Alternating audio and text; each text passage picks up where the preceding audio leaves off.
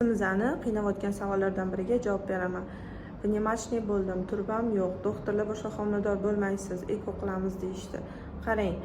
Demak, внемочныйda o'sha turbada homila rivojlangan hisobiga turba olib tashlangan bo'lsa, ikkinchi turba haqida siz ma'lumot bermagansiz. Agar o'sha yallig'lanishlar hisobiga yoki o'sha turbada suyuqlik yig'ilish hisobiga olib tashlangan bo'lsa, demak, siz tabiiy homilador bo'la olmaysiz.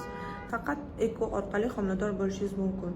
Agar sizda bitta turba olib tashlanib, ikkinchi turba saqlab qolingan bo'lsa, turba o'tkazuvchanligini tekshirasiz, ya'ni gidrosalpingografiya qilib, o'tkazuvchanligi tekshirilib, agar turba ochiq bo'lsa, o'sha turba tomonidagi tuxumdonda ovulyatsiya bo'lishini kutasiz. Ko'p patsientlarimda kuzataman, ovulyatsiya ko'p ayollarda o'ng tuxumdonida 5-6 oy kuzatilsa, 3-4 oy chap tuxumdonda kuzatiladi. Siz ana shu turba tomonidagi tuxumdonda ovulyatsiya bo'lishini kutib, homiladorlikka tayinlanishingiz mumkin. Turbani o'tkazuvchanligini tekshirib turganingizda sizda yopiq chiqsa, faqat eko orqali homilador bo'lishingiz mumkin.